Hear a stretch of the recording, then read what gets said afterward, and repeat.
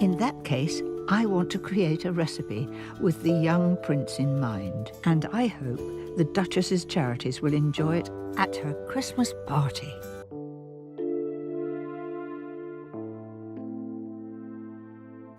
Christmas at the palace is usually wrapped in tradition, smiles, and careful silence. But this year, a single innocent question changed everything. Princess Charlotte, curious and unfiltered, looked up at King Charles and asked words no one expected. "Will Andrew be with us for Christmas?" The room reportedly froze. Expressions shifted. Hearts skipped. For a child to ask what adults avoid speaking aloud revealed more than anyone planned. So, how did the king react? What followed that moment? And why has it shaken the royal family so deeply? December. Behind palace walls. December is, without a doubt, one of the busiest and most tightly scheduled months on the royal calendar. From dawn until dusk, the members of the royal family are constantly pulled in multiple directions. Public duties, ceremonial appearances, and carefully choreographed events dominate their everyday, leaving virtually no room for spontaneous moments. Every gesture, every smile, and every wave is carefully considered, scrutinized, and, in some ways, performed. The pressure of maintaining tradition and upholding the monarchy's image can make the season feel more like a meticulously staged performance than a period of rest or celebration. Yet, despite the endless commitments and public attention, December inside Buckingham Palace carries a much quieter, almost hidden rhythm. Behind the grand halls, polished floors, and ornate decorations, private family traditions quietly unfold, providing a glimpse of the monarchy's human side. Away from cameras and headlines, the royals have the rare opportunity to step back from public expectations, embrace the warmth of family, and enjoy the season in a personal and intimate way. These hidden moments allow laughter, storytelling, and connection to flourish in ways that the outside world rarely sees. Among the royal family's most treasured private traditions is the king's annual Christmas lunch, typically held in mid-December. Unlike the grand, heavily publicized Christmas Day events, this gathering is intimate, informal, and deliberately kept away from cameras. It offers a rare sanctuary where family members can connect freely, speak openly, and enjoy each other's company without the relentless gaze of the media. Often seen as the calm before the festive storm, this lunch marks the last peaceful moment together before the whirlwind of holiday ceremonies and royal obligations begins, making it a quietly cherished ritual within the monarchy. At the Christmas lunch, the atmosphere is warm and personal. While the silverware and dining hall still reflect the grandeur of Buckingham Palace, the mood is distinctly familial. Children play or chatter quietly, siblings share inside jokes, and adults enjoy candid conversations. The laughter is freer, the smiles more genuine, and even subtle tensions become part of the natural ebb and flow of family life. It is in these moments that the royal family is most human, revealing connections, quirks, and personalities that often remain hidden behind formal appearances. This mid-December gathering is far more than a simple festive meal. It serves as a symbolic pause, a rare moment for the royal family to come together, share laughter, and celebrate the season in each other's company. Behind the grandeur and constant public scrutiny, it reveals the delicate balance they strive to maintain between duty and personal life. Even in the world's most observed family, these fleeting moments offer glimpses of warmth, closeness, and the comforting intimacy of family bonds. In essence, the monarch's annual Christmas lunch is a window into the private rhythms of royal life. It is where tradition meets personal connection, where family dynamics quietly surface, and where the extraordinary world of monarchy briefly gives way to the ordinary joys of human relationships. Behind the palace walls, the season is not just about pomp or public spectacle. It is about family, tradition, and the subtle, heartfelt magic that makes Christmas inside Buckingham Palace so uniquely captivating. Every year, by mid-December, the royal family gathers behind closed doors at Buckingham Palace for Christmas lunch. But this year, something unexpected has taken the king by surprise. What unfolded? And how did he respond? Let's uncover the details. The question that stopped Buckingham Palace. It was in the quiet, warm atmosphere of the mid-December Christmas lunch that young Princess Charlotte, curious and refreshingly unfiltered, asked a question that instantly cut through the gentle rhythm of conversation. Surrounded by her parents, grandparents, and extended family, she looked up at King Charles and asked, in her innocent yet pointed way, "Will Andrew be with us for Christmas?" For a heartbeat, the room fell into stillness. Plates were momentarily forgotten, forks hovered mid-air, and even the soft hum of background chatter seemed to pause.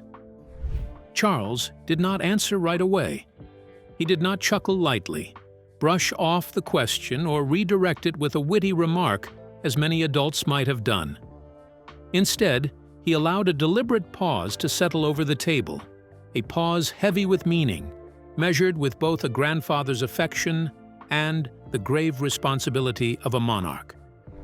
In that fleeting silence, the weight of family and duty became palpable. Adults around the table felt the shift immediately. Prince William's eyes flickered with a momentary tension, as if weighing the right response for both the child and the family.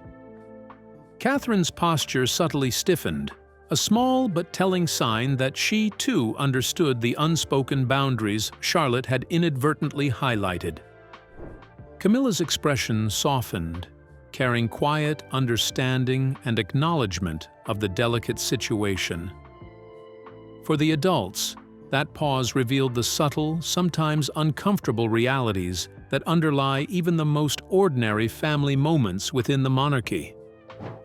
To Princess Charlotte, it was a straightforward, innocent question, a child's natural curiosity about who would be at the family Christmas and why some faces were missing. But to the adults, her words carried far more weight, shining a light on the delicate and often invisible threads that bind the royal family. In that brief moment, Charlotte unknowingly highlighted the careful balancing act King Charles must navigate, blending love and loyalty with duty, managing personal bonds while safeguarding the family's image, and honoring tradition while adapting to the demands of the modern Carolean era. Her question, unguarded and honest, brought into sharp focus how even the youngest family members can sense boundaries that adults often carefully manage behind closed doors. It reminded everyone present that, no matter how ordinary or routine a gathering may appear, there is a persistent undercurrent of duty and expectation shaping their interactions. The monarchy is not merely a collection of family members sharing a meal. It is an institution steeped in centuries of tradition, navigating both public perception and private realities. King Charles's response, when it finally came, was calm and deliberate. It was not a lecture, nor was it dismissive. It was measured, gentle for the child, but clear enough for the adults to understand that certain rules and decisions could no longer be bent or overlooked. In that moment, the question of a child had illuminated the quiet but profound shifts occurring within the royal family. A subtle, human reminder that curiosity can intersect with responsibility, and innocence can shine a light on truths adults often prefer to manage quietly. In that brief charged pause, the Christmas lunch transformed from a familiar holiday gathering into a revealing glimpse of modern monarchy, where love, duty, and the careful management of reputation coexist, even under the watchful eyes of a child. When Princess Charlotte asked about Prince Andrew at the Christmas lunch, it became clear to the king that even the little royals noticed the cracks within the monarchy. But who were the guests present that prompted Charlotte's question? Now let's explore. A gathering of royals. The Christmas lunch. This year's royal Christmas luncheon was a gathering unlike any other, marked by an unusually full attendance that brought together multiple generations of the family under one roof. The Wales family arrived together, a picture of familial unity, accompanied by their longtime nanny, Maria Teresa Turian Barallo. Her quiet presence was more than just practical support. It was a reminder of the deep, ongoing bond within the household and the family-first atmosphere that defines these private gatherings. Princess Anne and Vice Admiral Sir Timothy Lawrence were also present, bringing their understated elegance and warmth to the festive occasion. The Duke and Duchess of Edinburgh attended with their daughter, Lady Louise Windsor, bridging generations in a moment that blended youth, tradition, and continuity. Completing the circle were other extended family members, including Lady Helen Taylor and Lady Gabriella Kingston, Timothy and Flora Vesterberg, James and Julia Ogilvy, and Lord and Lady Frederick Windsor with their children. Princess Margaret's own children, Lady Sarah Chatto and Lord Snowdon, were also in attendance, rounding out the intergenerational tableau. The dining room, richly decorated and imbued with the soft glow of winter light, hummed with warmth, laughter, and the soft murmur of family conversation. Yet, despite the jovial atmosphere, the absences were impossible to ignore. In a room filled with so many familiar faces, relatives who shared history, memories, and private jokes, the empty seats stood out, subtle but meaningful. Each absence was a quiet reminder that even amid celebration, not every family dynamic could be set aside, and some tensions lingered beneath the surface. As the luncheon progressed, it became clear that the gathering was more than just a festive meal. It was a delicate balancing act, a display of both unity and subtle boundaries, where conversations flowed freely, but unspoken rules were still keenly observed. Adults navigated the topics carefully, children played or chatted quietly, and laughter occasionally rippled across the room, echoing against the grandeur of the palace walls. The interplay between presence and absence, inclusion and distance, gave the gathering a depth and complexity that casual observers might never notice. The Christmas lunch was more than a meal. It was a living portrait of the monarchy's enduring continuity. Across the table, multiple generations gathered: the elder royals, the middle-aged heirs, and the youngest children, all embodying tradition, legacy, and a sense of duty. Yet the empty chairs whispered their own story. They hinted at the unseen decisions made behind palace walls, shaped by reputation, responsibility, and the delicate balance between private family ties and the monarchy's carefully managed public image. Absence, it seemed, spoke as loudly as presence. In essence, this luncheon was far more than a seasonal formality. It was a living tableau of the royal family's intricate structure, where closeness and distance, tradition and change, love and duty all coexisted at the same table. The laughter, the warmth, and the subtle tension between those present and those absent revealed the dual nature of royal life. Glimpses of genuine familial connection intertwined with the ever-present weight of responsibility, expectation, and the quiet acknowledgement that some absences speak louder than words. The Christmas lunch included royal family members and close friends, which made Princess Charlotte ask about Andrew. But why did the king exclude his own brother? Was it just for this festive gathering, or had Andrew been barred from royal events altogether? Let's find out. The Invisible Royals. This Christmas, the royal family's festive gatherings will be noticeably different. King Charles has quietly but firmly decided that Prince Andrew, the Duke of York, and his former wife, Sarah Ferguson, will not be part of this year's celebrations. The decision, though not broadcast with fanfare, carries a weight far beyond a mere omission from the holiday guest list. It reflects a careful, deliberate effort by the king to navigate family loyalty, public scrutiny, and the principles he believes the monarchy must uphold. According to sources close to the king, the reasoning behind keeping the Duke and Duchess of York at arm's length is tied to past controversies that continue to cast a shadow over the family. Despite publicly denouncing Jeffrey Epstein, the late convicted pedophile, in 2011, Sarah Ferguson is reported to have maintained some form of contact with him in the years that followed. This revelation, resurfacing after more than a decade, appears to have unsettled the king, prompting him to act decisively to protect both the integrity of the monarchy and the reputation of the family. In the eyes of Charles, moral clarity and responsibility cannot be compromised, even when it involves his own brother and sister-in-law.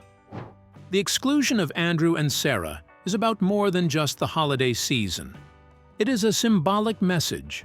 Christmas is traditionally a time of warmth, reunion, and family togetherness. Yet the king's decision signals that certain actions, even those in the past, cannot be ignored or forgiven lightly. Sources describe Charles as favoring quiet yet firm measures, decisions that avoid unnecessary public drama but make a clear statement. Accountability matters, even in the most private family moments. King Charles has reportedly expressed a wish for the couple to remain invisible at future family events. This choice of words is striking, conveying both the gravity and the subtlety of the king's intentions. It suggests that the Duke and Duchess of York will not simply be absent from this year's Christmas celebration, but may also find their presence minimized or unwelcome at significant family occasions for the foreseeable future. Once considered fixtures at royal gatherings, their roles within the family circle are now being carefully redefined, reflecting both disappointment and the priority placed on the monarchy's image. Royal insiders believe King Charles's decision reflects a wider plan to redefine how the family presents itself to the world. By keeping Prince Andrew and Sarah Ferguson at arm's length, he sends a clear message. Membership in the royal family carries duties that go beyond mere blood relations or past connections. Even during occasions meant for togetherness, the king prioritizes core values: honesty, accountability, and the trust of the public, reminding all that the family's reputation and principles must never be compromised, no matter the season. As the festive season approaches, the royal family will gather under a spotlight that is both celebratory and scrutinizing. In King Charles's court, the message is clear. The past is never forgotten, and certain choices carry lasting consequences. For Andrew and Sarah, the season of goodwill will serve as a quiet reminder that within the monarchy, some actions have consequences that extend far beyond a single Christmas table. Andrew's ties to Epstein have cost him his place at the Christmas gathering and may affect his attendance at future royal events. But what message does his exclusion from the royal gathering send? And what does it reveal about the monarchy itself? Now let's unravel how King Charles is quietly redefining the monarchy. The Carolean Christmas. The decision to keep Prince Andrew away from Sandringham this Christmas is far more than a routine single-year choice. It represents a clear signal of how the monarchy is evolving under King Charles's reign. Those close to the royal family suggest that this is a deliberate and carefully considered move, reflecting a new, uncompromising approach to public image, accountability, and the preservation of royal dignity. As royal correspondent Sarah Hewson points out, although there is ongoing pressure for Andrew to move out of Royal Lodge, it works to the family's advantage that he is not residing on the Sandringham estate during the festive season. His presence there would inevitably stir headlines about lawsuits, controversies, and lingering questions surrounding his past associations with Jeffrey Epstein. By keeping him out of the public eye, the royal family conveys a much firmer message. The new Carolean era is committed to safeguarding the institution from scandals that could tarnish its reputation. This calculated distance from Andrew does not just protect the monarchy from immediate controversies, it also communicates a broader, more symbolic shift. Gone are the days when missteps might have been quietly tolerated or overlooked. Now, discretion, careful management, and a sense of accountability appear to guide the royal household. The very absence of Andrew from Sandringham during one of the family's most intimate and traditional gatherings speaks volumes. It suggests a monarchy willing to set boundaries, make difficult choices, and put long-term legacy above short-term comfort or nostalgia. In other words, every decision, even those that seem small or personal, carries weight in shaping public perception of a modern, responsible monarchy. Even seemingly innocent moments reveal this subtle recalibration of royal priorities.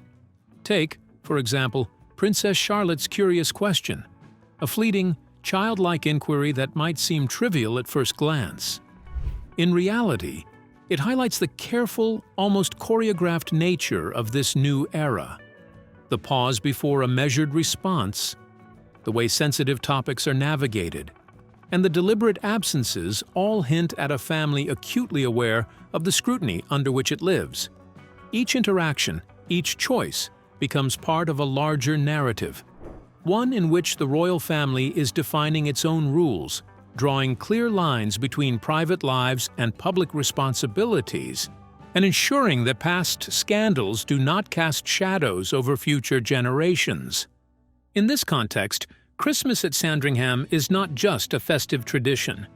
It is a stage upon which the monarchy demonstrates its commitment to a new era of governance, propriety, and respectability. The focus is shifting toward legacy, responsibility, and carefully curated public engagement. By excluding Andrew from the holiday celebrations, King Charles is not merely protecting the family from potential embarrassment. He's reinforcing a philosophy that places accountability and discretion at the heart of monarchy. The message is unmistakable. Indulgences of the past will no longer define the royal family. Instead, the monarchy is choosing a path marked by prudence, dignity, and a deliberate effort to shape its image and reputation in ways that resonate with both tradition and modern expectations. In this quiet, measured way, the new Carolean era is asserting itself, signaling that the monarchy is not just adapting, it is transforming, setting the stage for a future where respectability, responsibility, and foresight outweigh the shadows of scandal. The exclusion of Andrew from the royal Christmas festival means the king intends to sanitize the monarchy from scandal. But where will he likely have his Christmas festival? Does that mean he will have a terrible celebration, or could he still have some fun without the royal family members? Now let's delve into Andrew and Sarah's options. Outside the palace. Even as King Charles has established clear and firm boundaries within the royal family, the former Duke and Duchess of York are far from left without options for the festive season. Though their exclusion from Sandringham sends a strong signal about the new tone of the monarchy, it does not entirely close the door on private celebrations or personal enjoyment. According to royal biographer Andrew Loney, author of entitled The Rise and Fall of the House of York, the couple got plenty of options when it comes to planning their Christmas. This insight reveals that, while tradition and protocol may restrict them from the main family festivities, Andrew and Sarah still have room to shape a holiday that suits them. One possibility Loney suggests is that the couple might savor one final Christmas at Royal Lodge before leaving for good, a tradition they maintained last year, enjoying quiet celebrations with their long-serving staff. Such an arrangement would allow them to host friends, create private memories, and mark the season in a more intimate, personal way, free from the intense public scrutiny that follows them. The idea of a last Christmas at Royal Lodge is poignant. It represents not just a farewell to a residence, but also to a chapter in their lives intertwined with history, duty, and family legacy. Alternatively, Prince Andrew and Sarah Ferguson might seize the opportunity to spend the holidays away from the royal family, turning it into a chance to prepare for their anticipated move from Royal Lodge next year. Whether retreating to a quiet countryside estate, a peaceful coastal hideaway, or the comfort of a private home, they could design a Christmas entirely on their own terms. Free from the glare of public scrutiny, they would have the freedom to choose guests, revive cherished traditions, and craft a festive atmosphere that reflects their personal style, creating a holiday season that feels truly authentic and intimate. Regardless of where they spend the season, Loney emphasizes that it is unlikely to be a terrible Christmas. This perspective is important. While Andrew and Sarah may be absent from the main family table at Sandringham, it does not preclude warmth, joy, and meaningful celebration. The essence of the holiday, shared moments, laughter, and a sense of togetherness, remains accessible even if it occurs outside the gaze of the wider royal family or the press. In fact, there is a certain freedom in crafting a Christmas without the weight of public scrutiny, allowing them to focus on the company they value most and the traditions they hold dear. In this context, the former Duke and Duchess of York's festive options illustrate a delicate balance between consequence and choice. While King Charles's firm stance reflects the monarchy's commitment to decorum, accountability, and a new era, free from scandal, it does not strip the couple entirely of agency or joy. Their Christmas, though separate from the main family gatherings, can still be meaningful, reflective, and even celebratory in its own right. In the quiet corners of Royal Lodge or in another chosen retreat, Andrew and Sarah can craft a season that reminds them, and the public, that holidays, at their heart, are about warmth, connection, and the ability to find light, even in times of transition. Regardless of the option Andrew chooses, he and Sarah will not have a terrible Christmas without the royal family members. But what lessons can be drawn from this development, and what ripple effect might it have on the British monarchy? Let's find out. The new monarchy. Prince Andrew's absence from the royal Christmas table is far more than a private family matter. It carries profound symbolic weight for the monarchy itself. This deliberate decision made by King Charles is a clear message. In the new Carolean era, accountability and discretion take precedence over tradition, indulgence, or unquestioned loyalty. By keeping Andrew and Sarah Ferguson at a distance, the king is demonstrating that no member of the family, regardless of title or history, is immune to the consequences of past actions. It is a subtle but unmistakable statement that reputation, responsibility, and public trust are not negotiable, and that the monarchy must evolve to reflect these values. The impact of this decision resonates far beyond the immediate family, sending a clear message to both insiders and the public. For working royals, it is a striking reminder that every choice, private or public, carries consequences, affecting not just their own reputation, but the standing of the monarchy itself. Personal actions are no longer private matters. They ripple outward, shaping perceptions of the institution as a whole. For the wider public, the absence of Prince Andrew and Sarah Ferguson underscores a monarchy willing to make tough, even uncomfortable decisions to uphold integrity. It signals a shift. The royal family is guided not only by centuries of tradition and privilege, but also by a modern sense of responsibility, accountability, and consequence. Within the royal family, Prince Andrew's absence quietly changes the atmosphere of the Christmas gathering. Where once conversations might have danced around past controversies, the focus now shifts to the present and the next generation. In this light, even the innocent questions of young Princess Charlotte carry unexpected weight. Her curiosity, free from adult concerns, unintentionally casts a spotlight on the boundaries of this new Carolean era. Through her eyes, the family, and the monarchy itself, reveals a subtle but deliberate transformation, emphasizing accountability, dignity, and moral clarity. Without needing to say a word, Charlotte reflects a household and an institution determined to lead by example, showing that actions, not titles, define legacy. Prince Andrew's absence carries a message that reaches far beyond private family dynamics. By separating personal loyalty from public duty, King Charles signals that the modern monarchy will face uncomfortable truths head-on rather than hide them. This decision underscores a shift in royal practice.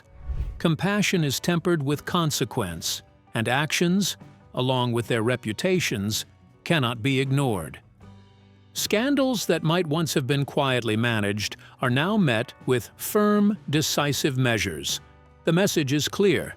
The monarchy's credibility and long-term integrity take precedence over fleeting appearances, and no family member is exempt from this standard. Ultimately, the absence of the Duke of York during one of the royal family's most intimate traditions is both a practical and symbolic act. It signals a monarchy willing to make hard choices, one that places accountability at the heart of its operations, and one that recognizes the inseparable link between personal conduct and public perception. Under King Charles's guidance, the family is navigating a careful path, maintaining dignity, protecting the legacy, and ensuring that the monarchy continues to command respect in a modern era.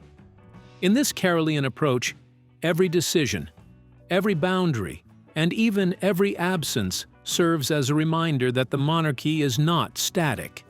It is evolving, deliberate, and committed to a future where integrity and responsibility are as important as heritage and tradition. So, what do you make of King Charles's reaction to Princess Charlotte's question? Can the monarchy sustain Andrew's ongoing exclusion? We would love to hear your thoughts in the comments below. Don't forget to like and subscribe.